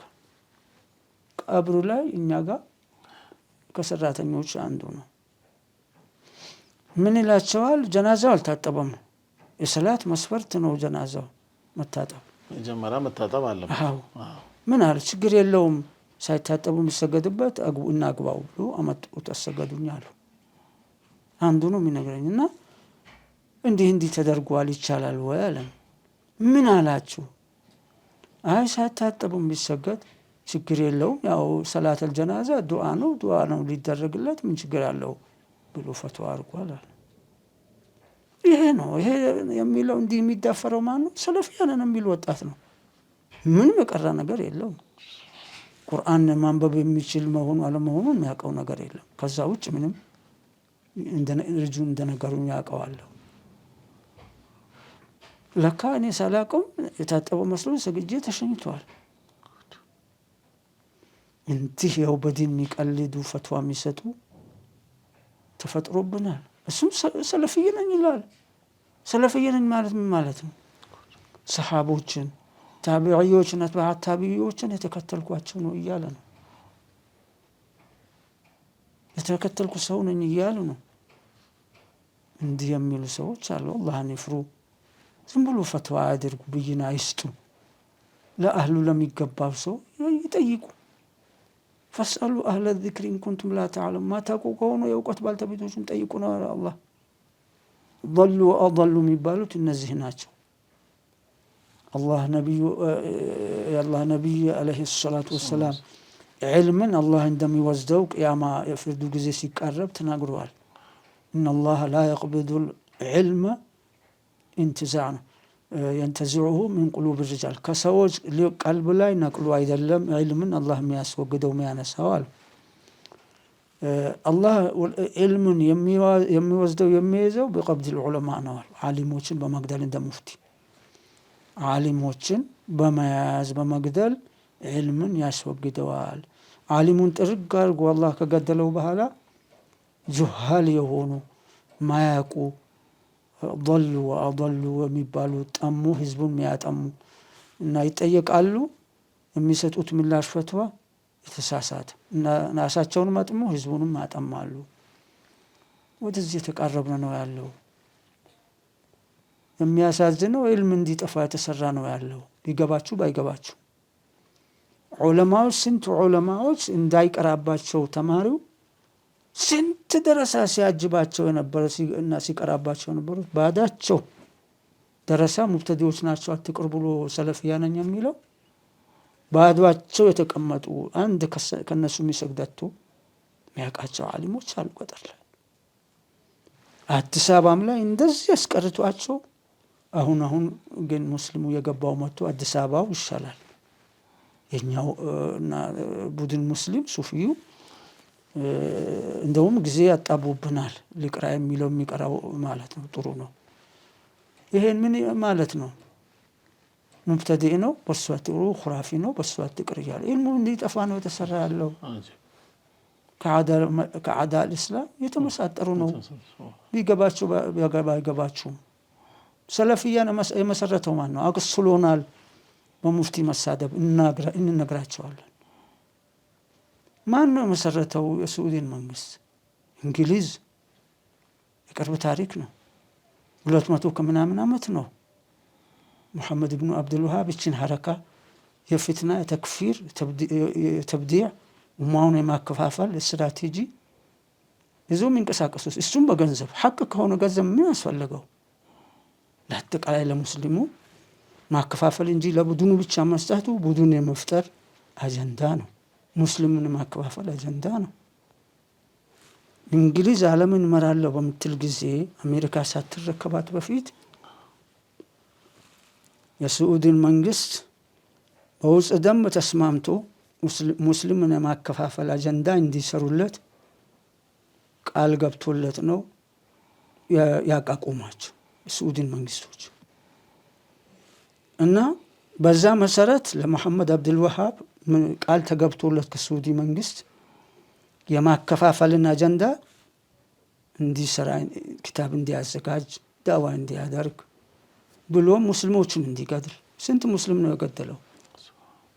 በመካና በጣይፍ በዛ ዙሪያ ያለው 1000 ይደርሳል። ምንድነው? ሁራፊ ናቸው፣ ሙሽሪክ ናቸው፣ ካፊር አክፍሯቸው ማለት ነው። ሱፊ ናቸው ብሎ ኢብኑ ጉና የሚባል እሱ ደረሳ ለመሐመድ ኢብኑ አብዱልወሃብ የሱን ደረጃ ይናገራለሁ ብሎ የሱን አይብ ሙስሊሞችን የገደለው ተናግሮታል። 1000 የሚደርስ ሙስሊም እንደገደለ እና ዩሱፍ አልነብሃኒ የሱ ሙዓሲር ናቸው ረሂመሁላህ። መሐመድ አብዱልወሃብ ክፍለ ጊዜ የነበሩ ናቸው። ሙፍቲ ሻፊዕያ ናቸው። የሻፊዒ ሙፍቲ ናቸው። በዛን ጊዜ የማሊኪ ሙፍቲ አለ፣ የሐንበልይም አለ፣ ኢማም አህመድ የሐነፊይ የሁላቸውም የአራቱ መዝሀቦች አለ እና የሻፊዒ ሙፍቲ ነበሩ። ምን አሉ እሳቸው በክታባቸው? አንድ ሙአዚን አዛን ካለ በኋላ በነብዩ ሰለዋት አወረደ በሙከብራ ወይ በሚንበሩ ላይ ወይ በማይክሮፎኑ ላይ አምጥቶ ኢብኑ አብዱልወሃብ ገደለዋል። ቢድዓ ብለሃል። ቢድዓ ያስገድለ ሰላት አለ ነብይ ቢድዓ ነው። አላህ አላዘዘበት ጊዜ ገድበዋል። አላህ ኢነላህ ወመላኢከተሁ ይሰሉነ ዐለ ነቢይ ያ አዩሃ አለዚነ አመኑ ሰሉ ዐለይሂ ወሰልሙ ተስሊማ። እኔም አውርጃለሁ መላኢኮችም በዚህ ነብይ ረሕመት ያወረድኩ ነው እናንተ መማኞች አውርዱበት ብለዋል። ጊዜ ገድበዋል። ከአዛን በኋላ አትበሉ ብለዋል። በመስጊድ አትበሉ ብለዋል። ጮክ ብላችሁ ሰለዋት በነብዩ አታውርዱ ብለዋል። አላለም እና ከአዛን በኋላ ሰለዋት ብለሃልና ገድለዋል። ሰራዊት ከስዑዲ መንግስት ተመድቦለት መሳሪያ ተሰጥቶት ሙሽሪክ ናቸው ያላቸው ጨፍጭፈዋል። ምንን ለማስፈጸም ነው? ከእንግሊዝ የተስማሙት። ለመሐመድ አብዱልወሃብ ከስዑዲ መንግስት የተገባለት ቃል ምንድን ነው? በእስልምና ላይ ያለውን ስልጣን ለሱና ለሱ ቤተሰቦች ወገኖች እንዲሰጥ፣ የትልልቅ መስጊድ ኢማምነት ለምሳሌ ለሱ ዘሮች እንዲሆን፣ የሸሪዓ ፍርድ ቤት ፕሬዝዳንትነት፣ ትልልቅ ሙፍቲል ዓም የአጠቃላይ ፈትዋ ጊዜ በሱ ዘመን እንዲሆን በሱ ስር እንዲሆን ቃል አሁን ድረስ አለ ሸይኽ ይባላሉ። የሸይኹ ቤተሰቦች በእነሱ ነው ዋናው የእስልምናው ስልጣን የሚሽከረከረው። አሁን ፈውዛኒ ከነዚህ አይደለም፣ ሙከፍር ነው እሱ፣ ሙተሸዲድ ነው። ምን ዑለማ ሰላጢን ነው። ዑለማ ሰላጢን ዑለማ አልአሽራር ነው። ዑለማዎች እንዳሉ የባለስልጣን ዑለማዎች የዲንን አትርዋግም የቀለበሱ የባለስልጣን ፖለቲካ አጀንዳ የሚያራምዱ ዑለማዎች ዑለማ ሰላጢን እንሏቸዋል። ዑለማ አልአሽራር ናቸው አሉ። ዑለማዎች ሸረኛ ዑለማዎች ናቸው። እና ከነዚህ ነው ይሄ ፈውዛን አለ ሼክ አይደለም። ግን አሁን ከነሱ ቤተሰብ ሲያጡ መሰለኝ ሙፍቲ ልዓም አድርጎ መርጦታል ይህን ሰሞን። እና በዓለም ላይ አሁን ያስፈጸሙ ያሉት ሙስሊሙን የማከፋፈል አጀንዳ ነው። ያከፋፈሉ ነው። ቡድን መመስረት ለምንድን ነው? ሰለፊያ ብሎ ወሃቢያውን ቡድን ማደራጀት በገንዘብ ደግሞ በአኽላቅ ነው ወይ በጥሩ ስነ ምግባር ነው? በመሳደብ ዓሊምን በመዘብ እንዳይቀሩበት በማድረግ የሞተውን ዓሊም በእኛ ሀገር ብቻ አይደለም በየዓለም አንዱ ሙስሊሙን ለማከፋፈል የተመደበ ምናየው ሁሉም ጠዋኢፋ አህል ሱና ሁሉ ይሃጅሙ ነው። የአህለ ሱናን ቢድዓ ሁሉ ይፋለማሉ፣ ይሳደባሉ፣ ያወግዛሉ። አሁን ዑለማ አልአዝሀር ትልቅ ታሪክ ያላቸው ለእስልምና ትልቅ አስተዋጽኦ ያበረከቱ ጀማዓዎች ናቸው። የአዝሀር ዑለማዎች የተመሰረተ አዝሀር 1200 ዓመት አካባቢ ነው። 1100 ዓመት አካባቢ ነው። 1100 ከሆነ ከሰለፉ ዘመን ተቀራርበዋል። የሰለፉ ዘመን عن عمران بن حسين رضي الله عنه أن النبي صلى الله عليه وسلم قال خير القرون قرني ثم الذين يلونهم ثم الذين يلونهم يا كفل ጊዜ ኸይረኞች ጥሩዎቹ እኔ ያለሁባት ክፍለ ጊዜ ናት አሉ። ከዛ ቀጥሎ ያሉት ታቢዮች ጊዜ ያትባዕ ታቢዮች ጊዜ ቀጥሎ አሉ። አራተኛዋን የሚልም አንድ ሪዋያ አለ። አራተኛው ከሆነ ያለ ዘህር ዑለማ እንደሚገቡ ነው። እነሱን ይዋጋሉ፣ ይፋለማሉ። አሽዓሪ ማን ነው? አልአዝሀር ከተመሰረተ ጀምሮ አቂዳው ምንድነው? አሽዓሪ ነው፣ ሱፊ ነው። ሱፊን ደግፎ ነው የሚሄዱት። እነሱን ይፋለማሉ፣ ይሰድባሉ፣ ያወገዛሉ። እነሱ ጋር እንኳን ተኸልኹል ሆኖ ገብቶ ሊበጠብጧቸው ነበረ። አልሲሲ ከተሾመ በኋላ ሼክ መሐመድ ጠይብ ደግሞ ያለአዝሀሩ መሪ ከሆኑ በኋላ እንዳለ ጥርግርግ አድርጎ አጸዱት። ከነዚህ አውባሾች ብሎ ነው አሁን ባለፈው ሲናገር የነበረው እና አጸዷቸው። እነሱን ይፋለማሉ። ስንት ነገር ነው ያበረከተው ያለአዝሀር ዑለማ፣ ስንት ዑለማ ነው ያፈራው። አራቱን መዘብ ያስቀራሉ፣ ኩቱበ ሲታን ያስቀራሉ። በአቂዳ ደግሞ የአሽዓሪዎችን አቂዳ ያስተምራሉ ከመጀመሪያ እስከ መጨረሻ። ዘመናዊ ትምህርትን ያስተምራሉ፣ አካዳሚ ያስተምራሉ። ብዙ ትምህርት ነው ያለው እዛ ያለአዝሀር። እነሱን ይዋጋሉ። የሚገርመው ደግሞ እነዚህ ሰለፊያንን የሚሉ ሰዎች ያለአዝሀር ዑለማ የአሽዓሪ የሱፊ ዑለማ ደረሳዎች ተማሪዎች ናቸው። እኛ ሀገር አሁን ሰለፊያንን የሚሉ በሱፊ ዑለማ ያልቀራል ለመሆኑ ማን ናቸው? እስቲ እኔ ነኝ ያልቀራሁት ይባል። ሳውዲም ሄዶ የቀሩትን እዚህ ሀገራቸው ላይ በሱፊ ዑለማዎች ቀርቶ ነው ሄዶ የጨማመሩት። ደግሞ እዚህ ሳይቀሩ በሰላላ እውቀት ሳይኖራቸው ሳውዲ እንግዲህ የገቡት ምንም ሳይጠቀሙበት ነው ተራ ሆኖ የሚመጡት። ማን ናቸው?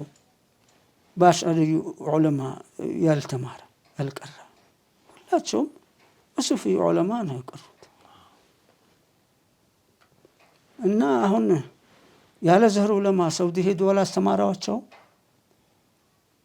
ሼክ አልሻዕራዊ ተፍሲር የሚያስቀሩ የነበሩ ረሒመሁላህ ሳውዲ መንግስት ፈልጓቸው ሳውዲ ሄዶ አስተምረዋል። ሌሎች የግብፅ ዑለማዎች እዛ ሄዶ አስተምረዋል።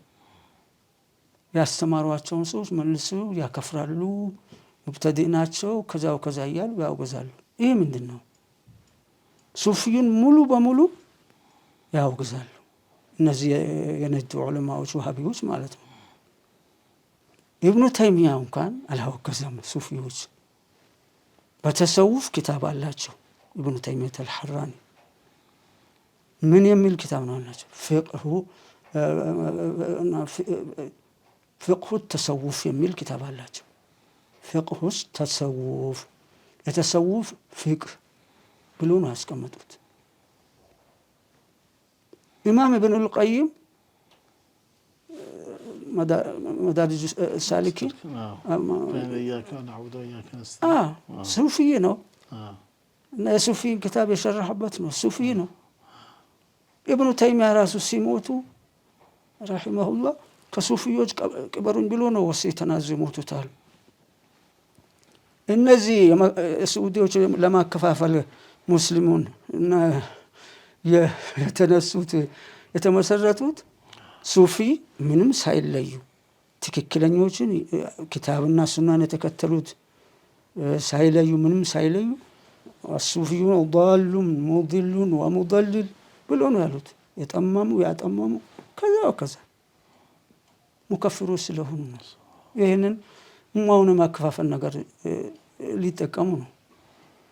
በዓለም ቁጥራቸው የሱፊዮቹ የአሽዕሪዮቹ ሲሰላ ዓሊሞች ከኛ የበለጠ ዓሊሞች ደግሞ ሙሰቀፍ እና አካዳሚ በደንብ ተማሩ ዶክተር ጣሪቅ አስወይዳን የመሳሰሉት ምንድነው ያሉት? 195ቱ አሽዓሪ ነው። ሰለፊያ ነን የሚሉት 105 እንደሆኑ ነው። በሶሻል ሚዲያ በተለያየ ጊዜ ይለቀቃል። ይሄ ነው። በእኛ ሀገርም ላይ ይሄው ነው። የሙፍቲ ሞት ይሄንን በግልጽ አሳውቀዋል ረሂመሁላህ። የሸኛቸው ሰው የዚህ በኒ ሰፈር ጀምሮ ወሄዶ ኃይሌ ጋርመንት ድረስ ቤታቸው እዛ አካባቢ ነው። አስፋልቱ ሞልቶ የሄደው የሱፊዩ ህብረተሰብ ነው። አንዱ ተዝዊር ሊያደርግ ተዝዊር ይገራላቸው የለም ምን አለ? የሙስሊሙ አንድነት የታየበት ነው አለ የሙፍቲ መሸኘት። የሱፊዬ ምንነት የታወቀበት ነው ሊል እፍረት ሆኑበት እንጂ ማን ነው ከሰለፊዬ እዛ ላይ የነበረው? በቁጥር ሊሰጣቸው የሚችል ነው እንደ እዛ ላይ የነበሩት ውስን አሉ። ማይካድ ነገር ነው ያየናቸው አሉ። ግፋ ቢል አምሳል ሊሆኑ የሚችሉ ሰለፊያ ነኝ የሚሉ እንደውም አሁንም ግፋ ቢል ወይ 70 የሚደርሱ ከዛ ህዝብ 50 ወይም 70 የሚደርሱት ምን አላቸውና ነው የሙስሊሙ አንድነት የታየበት ብሎ ከፊሎቻቸው በሙፍቲ ሞት የደለቁ ስጁድ ሽክር ያስፈልገናል እያሉ ስጁድ የወረዱ አልহামዱሊላህ አራሐና ምን هذا راح البلاد والعباد من هذا ከዛ ወከዛ እያሉ ከፊሎቻቸው ባለበት የሙስሊሙ አንድነት የታየበት ነው ሲል አይገርሙ? በጣም የሚገርም ነውና በትክክል መንግስትም ክርስቲያን ወገኖቻችንም የሀገሪቷ ሙስሊም ማን እንደሆነ የሙፍቲ ሞት ያሳየበት ለመንግስትም ያሳየበት ነው። እኛ በሙፍቲ አሸኛኘት ላይ የሚያመሰግነው ሰው አለኝ እንደ ሁኔታው። እኔ ከሙፍቲ ትልቅ ቀረቤታ በመኖሬ ቅርበት ያለኝ ካላቸው ሰዎች ነኝ ሙፍቲ ጋር ረሂመሁላህ። የፊተኛው መጅሊስ ፕሬዝዳንት በነበሩ ጊዜ እኔም ከሳቸው ጋር ተመርጬ ሲሰራ ነበረ። እንደው ዘርፍ ተሰጥቶን መስጊድና ያውቃፍ ዘርፍ ተሰጥቶን ሲሰራ ነበረ። ሙፍቲ ቤት ሲመለሱ ነው እኔም የተመለስኩት። እንደገና በአደራ መልክ ውስን ሰዎች ሆኖ የተመራረጡ ጊዜ 3 ዓመት ድረስ ከያዙትም ጋር እንዲመረጥ ጥሪ ቀርቦልኝ ነበረ። አልተቀበልኩትም። ይሄም በተራ ሰው ሳይሆን ጥሪው ቀረበልኝ በአቶ ጀማል አህመድ ትልቁን የሚድሮኩን ከ70 ሺህ በላይ ሰራተኛ የሚመሩት የሆኑት አቶ ጀማል ጁማ ቀን ነበረ። ጁማ አሰግጄ መስጊድ ማን ነው ቤት ከገባው በኋላ ኃይለኛ ፀሐይ ያለበት ቀን ነበረ። እኔ ጋር ከጁማ መልስ የሚቀመጡ ወንድሞች አሉ። ዱዓ ይቀመጣሉ። ኢልም አንዳንድ ነገር ሙዛከራ የሚያደርጉ አሉ። እነሱ ባሉበት አቶ ጀማል ቀደም አሉ ወዳጅ ናቸው። ደወሉልኝ። ዛሬ እኔ ጋር ሸራተን መጅሊስ ምርጫ ሊደረግ ነው እንድትመጣ አሉኝ። ኧረ ጋሽ ጀማል እኔ ደክሞኛል፣ ጁማ ነው አሰግጄ ገብቻለሁ፣ እንደገና ፀሐይ ነው ይከብደኛል፣ አልችልም፣ ቅርታ ያርኩልኝ አልኳቸው። አለቅም አሉኝ። መምጣት አለብህ አሉኝ። ወዳጄ ናቸው፣ ካዳሚ ናቸው፣ ኸድሙኛል። አለቅም ሲሉኝ አልኳቸው በሉ እኔ መጅሊሱን ተመርጬ የገባሁት ሱፊዩን ወክዬ ነው የገባሁት። አሁን ሊመራረጡ የተሰባሰቡ ያሉት እኔ ኢንፎርሜሽኑን ቀድሜ ያውቀዋለሁ። ሰለፊያናን የሚሉ ሰዎች ናቸው፣ ወገኖቻችን፣ ወንድሞቻችን ናቸው። እኔ ደግሞ ይሄን ክደት ለጥቅማ ጥቅም ብዬ አልፈጠው አልፈጽመውም። ሙፍቲን አዋርጄ እዛ ሄጄ አልመረጥም። እዛ ብሄድ ሙፍቲን ለማሳጣት ለማሳጣት እንደሚመርጡኝ ትልቅ ቦታ በመጅልሱ እንደሚሰጡኝ ያውቃል። ይሄ ነው እኔ መጅልስ የገባሁበት አካሄድ። ስለዚህ አመጣጤም አባቴም ትልቅ ዓሊም ናቸው፣ አያቴም ትልቅ ዓሊም ናቸው፣ የአባቴም እናት ትልቅ ዓሊም ናቸው እና ይሄን ክደት ያ አመጣጤ የማይቀበለው ነው። ገንዘብ ስግብግብነት በተፈጥሮም አላህ አላረገብኝም አልሐምዱሊላህ። አለኝ ደግሞ በቂ የገቢ ምንጭ ወዳጆችና ሀብታሞች አሉ የሚኸድሙኝ ብዙ አሉ። ከነዚህ አንዱ አቶ ጀማልም ምድሩ ኃላፊ ማለት ነው። በዚህ ያሳመንኳቸውና ሳይቆጡኝም በዚህ አቁም ነው ጥያቄ ቀርቦልኝ አልተቀበልኩትም። ከዛም በኋላ ለእኔ የሚያደርጉት የነበረውን ኽድማ አቶ ጀማል አላቁም እስካሁንም ድረስ የኸደሙኝ ነው ያሉት። አላህ ጀዛውን ይክፈላቸው እና እኔ ግን አልተመረጥኩ አልገባሁም እና ይሄ ነው የሆነ ያለው ማለት ነው።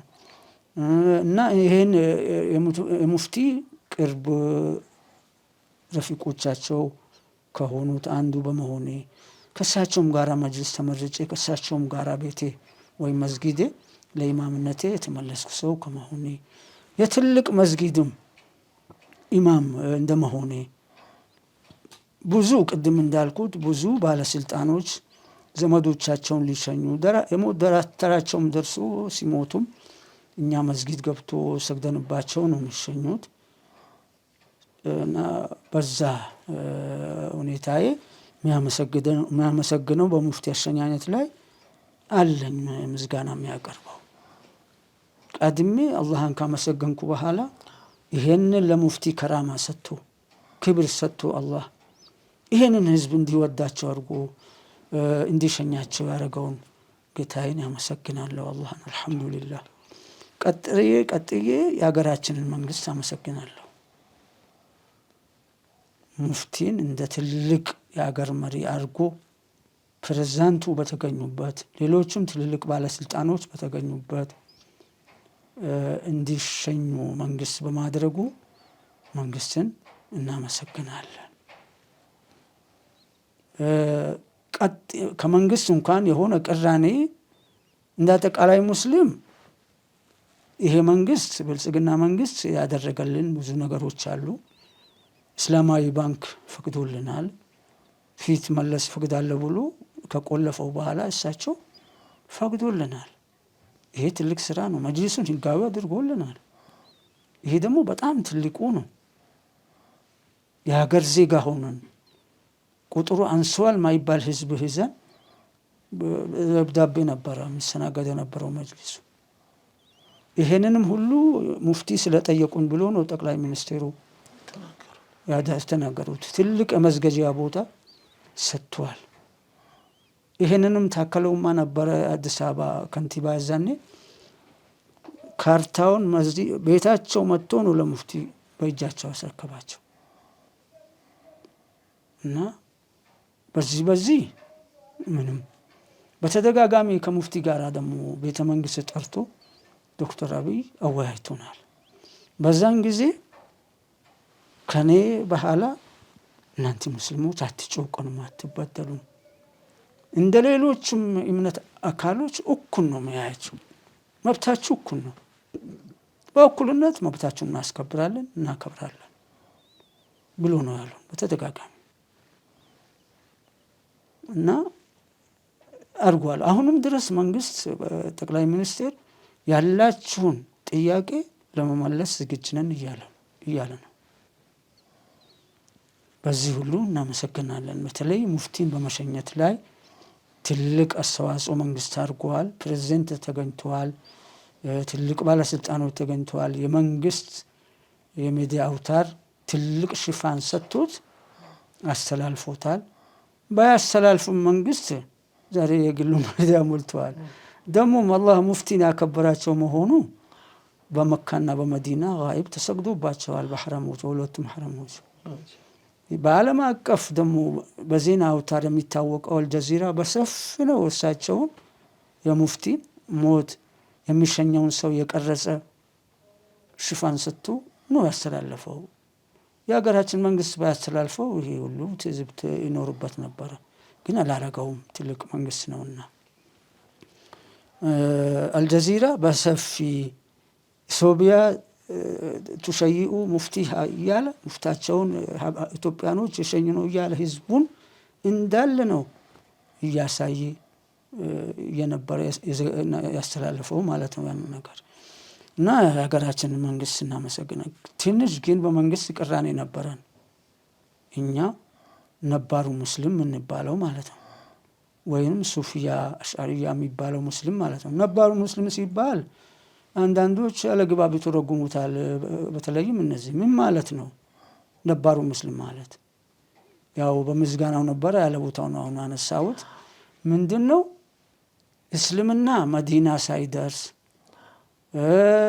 ግብጽ፣ ሻም የትም ዓለም ላይ ሳይሄድ ከመካ ቀጥሎ ኢትዮጵያ ነው የደረሰው። በስደት መልክ ሰሃባዎች መጡ። ሰሃባዎች በዚህ ኖሩ ረጅም ዓመታት። ከዛ በኋላ ሙስሊሞችን እዚህ አፈሩ። ያ ሙስሊም ሲጨምር መጥቶ አሁን ያለንበት ደርሰዋል። ያንን ሲቀባበል የነበረ እስልምናን ይዞ የመጣ ያለው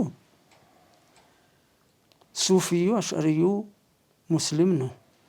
ሰለፍያ የሚባለው ትላንትና ነው መካ ላይ የተወለደው 200 ምናምን ዓመት ነው። ኢትዮጵያ ላይ በዚሁ በ20 ዓመት ነው የተሰራጨው ሰለፍያ የሚባለው። ያንን ሲወራረስ ሙሐመድ አብዱል ወሃብን ሪፈርን ወይንም ሐረካን ያልተቀበለውን ሙስሊም ሱፊ እና ነባሩ ሙስሊም ይባላል እንጂ እነሱ መጤናቸው ማለት አይደለም። ሰለፊያ ወንድሞቻችን የሀገራችን ዜጎች ናቸው። እነሱም ነባር ናቸው። ያመጡትን አዲስ አካሄድ ግን ከመካ የተነሳው የነድ ዑለማ ያመጡትን ጣጣ የተቀበሉ ናቸው። ኡመቱን የማከፋፈል አጀንዳ ይሄ ማለት ነው እንጂ መጤናቸው ማለት አይደለም። በዚህ ይገነዘቡና ከመንግስት ጋር ትንሽ እኛ የሱፊዩ ህብረተሰብ ቅራኔ ነበረን። ምንድነው መጅሊሱን የመሰረተው ሱፊዩ ህብረተሰብ ነው። ሲመሰረት ሰለፊያ የሚባለው አልተወለደም ኢትዮጵያ ላይ የለም። ተቋሞቹንም የመሰረተው ሱፊዩ ህብረተሰብ ነው። የአዲስ አበባውን መጅሊስ መሬት ከኢህአዴግ መንግስት መሬቱን ምርጥ በሆነ አካባቢ አጅኑሩ ሙሳ ሐቢብ ነው አላህ ይርሐመው መሬቱን የተረከበው። አሁን ህንፃውን የሰሩት ሙፍቲ አባታችን ናቸው። ጀመሩት፣ ሊጨርሱ ሲቀርቡ ሌሎች ተቀየሩና ሞሉት። የሱፊ ወገኖች ማለት ነው፣ የኛ ወገኖች ማለት ነው። የፌዴራሉን መጅሊስ መሬቱን የተረከቡት ከመንግስት ከኢህአዴግ መንግስት ሱፊዎች ናቸው። ተቋሙንም 3ቱን ህንፃ የገነቡት ሱፊዎች ናቸው። በየክልሉ ደግሞ መጅሊሱን ያደራጁ ላንድሮ ክሩዘር ገዝቶ ለእያንዳንዱ ክልል ያደራጁት እንዳቅማቸው ብሩም በክራይም ይሁን ከመንግስትም ተነጋግሩ በጣም በማይረባ መልኩ ባለፈው መጅሊስ በነበረ ጊዜ ሐረር፣ ድሬዳዋ የመሳሰሉትን ሶማሌ ሄደን ነበር ያየነው። ሚረባም ባይሆን ቢሮ እንደ ጊዜው እንደ ሁኔታው ያደረጉ ሱፊዩ መጅሊስ ነው፣ ሱፊዎች ናቸው። ያ በሆነበት ሱፊዎችን መንግስት ቤታቸው ረፉ ብሎ ነቅሎ በመጅሊሱ በመመስረቱም ይሁን በግንባታውም ምንም ንክኪ የሌላቸው ምንም አስተዋጽኦ የሌላቸውን ሰዎች አምጥቶ በፖሊስ አሳጅቦ መጅሊሱን አስረክቧቸዋል። እኛን ሙስሊሙን ነባሩን ሙስሊም ቤታችሁ አርፋችሁ ተቀመጡ ያሳደደ እያሰረ እነሱን በፖሊስ አሳጅቦ መጅሊስ አርግብተዋል። በዚህ በመንግስት ከፍተኛ ቅራኔ በሙስሊሙ ህብረተሰብ አድሮበታል። እንደው እኔ የለውበትም ታምሜ ስለነበረ ውጭም ሄድኩ፣ ታይላንድም ሄጄ ታከምኩ። እዚህ ተመለስና ይህን ፕሮሰስ ጨርስና አሉኝ። ማነው ጥቁር አንበሳ ዶክተሮች ቦርድ የሚባል አለ። የት ይሻላል ለህክምና ብዬ ሲያማክራቸው ሂንድ ይሻላል፣ አይገናኝም ከታይላንድ። እንደውም ታይላንድ ላይ ያሉ ስፔሻሎች ከሂንድ የመጡ ናቸው ብሎ አሉኝ። ከዛ ሂንድ ሄጄ ከርሜ ታክሜ አልሐምዱሊላህ ድኜ መጣሁና እዚህ ላይ ሙስሊሙ የኛው ወገን ሙስሊም ሱፊዩ ነባሩ ሙስሊም እኛ ከመንግስት በተፈጥሮም መጋፋት ሌላውንም ክርስቲያን ወገኖቻችንን መጋፋት አንፈልግም። መንግስትን ደግሞ ከመንግስት መላተም ባህራችንም አይደለም። ምን እናደርጋለን? በቃ ሌላው ህዝብ የሚያደርገው በምርጫ ጊዜ መንግስት በመረጥ ጊዜ ድምፅ አንሰጠውም ለመንግስት። እኛን እንዳገለለን ሁሉ ጨውቅኖናል፣ በድኖናል። የእኛን መጅሊስ ቀምቶ ለሌላው አካል ሰጥቶብናል ብሎ ተነጋግረዋል የሚል ሰምቻለሁ። ምን ብለዋል? በትክክል አገርን ሊመራ በሃይማኖት ማይለይ በብሔር ኢትዮጵያን ህዝብ ማይከፋፍል ማይጨውቅን የሆነ ተቃዋሚ ፓርቲ ካገኘ ለሱ ድምፅ እንሰጣለን ብሎ ተነጋግረዋል የሚል ሰምቼ ነበረ እኔ ባልኖርበትም። አሁን ግን ከአንዳንዶቹ ተነጋግረንበታል ያንን አቋማችን እንድንተው ማለት ነው፣ መንግስትን እንድንመርጥ። ለምን? ሙፍቲን በመሸኘት ያረገውን ርብርቦሽና ያረገውን አስተዋጽኦ በማየት ለካ ሱፊዩን ህብረተሰብ መንግስት አናቀውም፣ አልጠላውም፣ አልጣለውም እና እንዲህ እያከበረው ነው ለካ እያነ ከዛ አቋም ተቀይረናል ማለት ነው። እኔም አለውበት ይቅርብን፣ ይሄ መንግስት ይሻለናል ብለናል ምርጫው ሲመጣ። ስለዚህ በጥቅልሉ መንግስትን እናመሰግናለን። አሁንም ደግሞ መንግስት የኢትዮጵያ ሙስሊም ማን እንደሆነ በሙፍቲ አሸኛኘት ሊረዳ ይገባዋል። አሁንም የቀረውንም ሊያስተካክል ይገባዋል ብዬ እላለሁ መንግስት እና መንግስትን ካመሰገንኩ በኋላ ክርስቲያን ወንድሞቻችን ወገኖቻችን በጣም የላቀ ምስጋና ያመሰግናለሁ። ክርስቲያን ወገኖቻችን አላህ ይስጥልን፣ እናመሰግናለን። ምንዳውን ከአላህ ያገኙት እንላለን። አላህ በቁርአን ይላል هل جزاء الإحسان إلا الإحسان የመልካም ስራ ምንዳው መልካምም አይደለው ይላል። ማለት መልካምን የሰራ ሰው ምንዳው ውለታው ሊሆን የሚችለው መልካም ነገር ነው ብሏል። ክርስቲያን ወገኖቻችን መልካም ነገር ሰርቶልናል። ትልቁ ጳጳስ ታሟል ሲባል በሚዲያ ሰምቼ ነበር። ይገኛሉም ብዬ አልጠበኩም ነበር። እሳቸው ተገኝቶ አይናቸው ሁሉ ሲያነባ አይቻለሁ። ለሙፍቲ በጣም ነው እናመሰግናቸው። አላህ هداهم الله لما يحبه الله ويرضاه። ውለታውን ከታመሙ ጀምሮ ሙፍቲ ክርስቲያን ወገኖቻችን ወንድሞቻችን እየተጨነቁ በሜዳ ላይ ጸሎት እንዳረጉ ሁሉ ሰምተናል። ሲሞቱ ደግሞ እጅግ ያዘኑ መሆኑ ከኛ ጋራ ከሙስሊሞቹ ጋራ ሆኖ ቂሶቹ ጳጳሱ ትልቁ ሰው አንድም ቀን እንደ ሙፍቲ ቆሻሻ ነገር ሲናገሩ ሰምቻቸው አላውቅም። ምንም ቆሻሻ ንግግር የሚያሳጣ ንግግር አልሰማውም እኔ በበኩሌ። አንዳንድ ጊዜ የተወያየነበትም አለ በትንሹም ቢሆን፣ ከሌሎቹ ነው በሰፊው የተወያየ ነው እና ምንም ያስቀይም ነገር ክፉ ነገር አልሰማውም ከሳቸው እና በጣም አድርገን ነው የምናመሰግናቸው። አዝነዋል። ሙፍቲ የሁላችንም አባት ናቸው ብለዋል። የሙፍቲንም ትልቅነት የተረዳንበት ነው። አላህ ያስጨለን። ነቢዩ ምን ይላሉ አለይሂ ሰላቱ ወሰላም? መን ለም የሽኩር ናሰ ለም የሽኩሪላህ። ኢማም ቡኻሪ በአደበል ሙፍረድ ላይ ዘግቦታል ይህን ሐዲስ። ሰዎችን ያላመሰገነ ፈጣሪ አላህንም አያመሰግንም ብለዋል።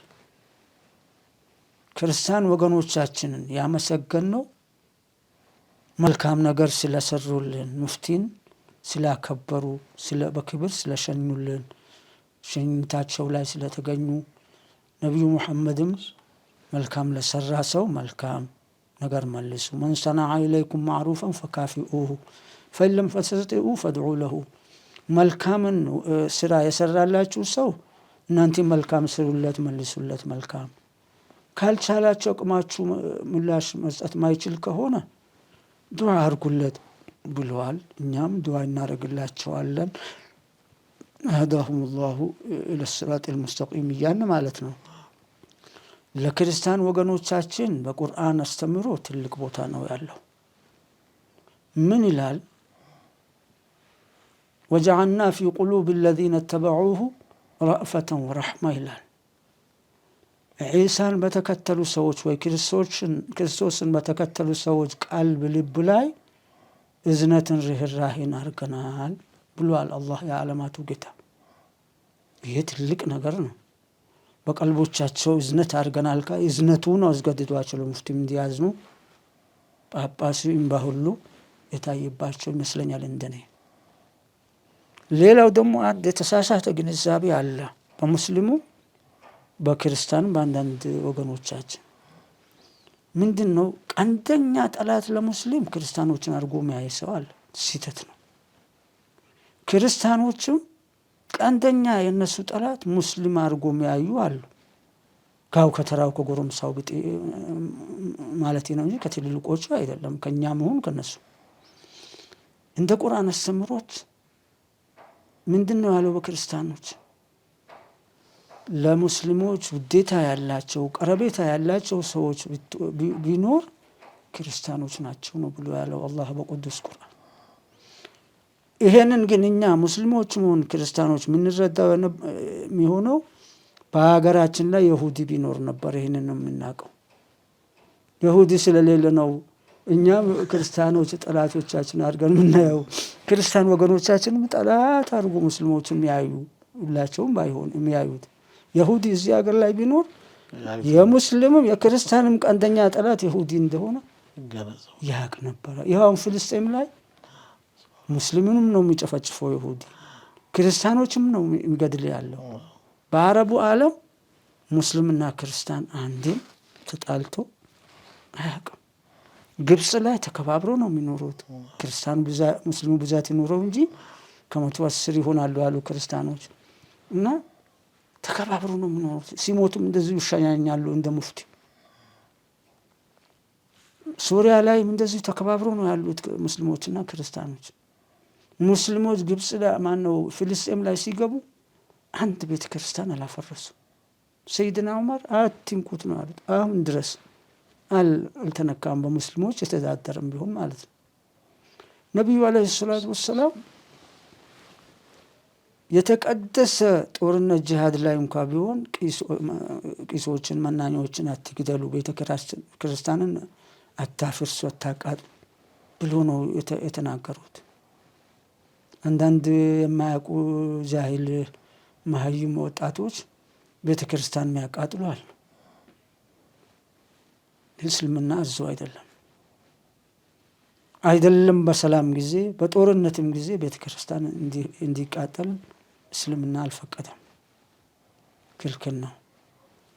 እና እነሱም መስጊድ ያቃጥሉ መስጊድ የገቡ የሚያደርጉትን ድርጊት ያው እናውግዛለን፣ ግን ጥፋት በጥፋት አይመለስም። እና በቁርአን ላይ ምን ይላል? ቀንደኛ ጠላታችን ይሁዲ እንደሆኑ ነገረናል። ምን ይላል? ለተጅደነ للذين آمنوا لشددن أشد الناس عداوة للذين آمنوا اليهود والذين أشركوا። الله በሁለት حرف التأكيد أكدوا ولا التأكيد محل تأكيد ነው። والله አንተ ነብይ ታገኛለህ አላቸው ነብዩ መሐመድ أشد الناس عداوة للذين آمنوا ለነዛ ላመኑ ለሙስሊሞች ብርቱ ጠላት ማን ያኛለህ አለ። በኑንም ሙአከዳ አክዱ በላም ቀሰም አክዱ አልየሁድ ይሁዳዎች ናቸው ጠንካራ ቀንደኛ ጠላት ለሙስሊም ብሎ ነው ያለው።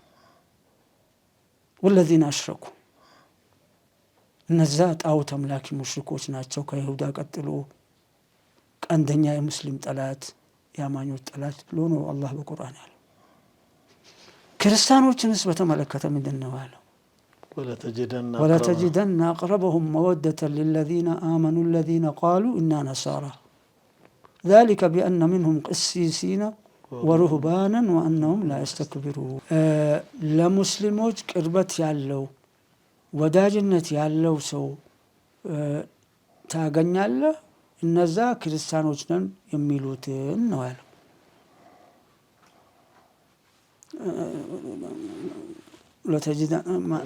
قالوا بأن لتجدن أقربهم مودة ታገኛለህ ለሙስሊሞች ላማኞች ውዴታ ቅርበት ያላቸውን ቀረቤታ ያላቸውን ውዴታም ያላቸው ላማኞች ለሙስሊሞች ታገኛለህ እነዛን ክርስቲያኖች ነው ያለው። ይሄም ቢሆን ነው ምክንያቱም ምንድነው አለ ذلك بأن منهم قسيسين በእነዚህ በክርስቲያኖች ቀሳውስቶች ስላሉ አለ ቅሲስና ሩህባኖችም መናኞችም ስላሉ አለ። እነዚህ ቀሳውስቶች ቄሶች ሩህባኖች መናኞች የተለያዩ ስሞች ነው እነሱ የሚያውቋቸው ስሞች አሏቸው። እነዚህ ኩራት የለባቸው ማለት ነው። لأن منهم قسيسين ورهبان وأنهم لا يستكبرون እንደውም ክርስቲያኖች የማይኩሩ ስለሆነ አላህ የሚኩራን ሰው ይጠላል፣ የሚተናነስን ሰው ይወዳል። አላህ ኩራትን አይወድም። ኩራት የኔ ናት ብሏል። በሳ ላይ እኔን የሚሻማኝ ካለ ይሰባብረዋለሁ ብሏል አላህ ከጊዜም በኋላ ቢሆን ማለት ነውና ክርስቲያኖች እንደ ሙስሊሞች ያልሰለሙ ቢሆኑም ለሙስሊሞች በወዳጅነት ያላቸው ቀረቤታ ያላቸው ክርስቲያኖች ናቸው ብሎ ነው ቁርአኑ እና ያስተማረን። ቁርአን አስተምሮት ይሄ ነው። ቀንደኛ ጠላታችሁ እነሱ ናቸው ያለን የለም። አንድም ቀን ክርስቲያን ጠላት ናቸው ብሎ ያለ የለም ቁርአኑ ማለት ነውና ክርስቲያን ወገኖቻችን በጣም አድርገን ነው የምናመሰግነው። አላህ ይስጥልን ሙፍቲን በሚገባው አዝኖ በመሸኘታቸው በመገኘታቸው ሽኝታቸው ላይ ብዬ ነው የሚለው። ከዛ ቀጥሎ እነዚህ ሰለፊያንን የሚሉ ወንድሞች የሰደቡትን ሙፍቲን ያንቋሸሹትን በተመለከተ ይሆናል ካሁን በኋላ ያለን ውይይት። መርሃባ ተመልካቾቻችን ፕሮግራማችን ይቀጥላል። ከአፍታ ቆይታ በኋላ ተመልሰን እንመጣለን።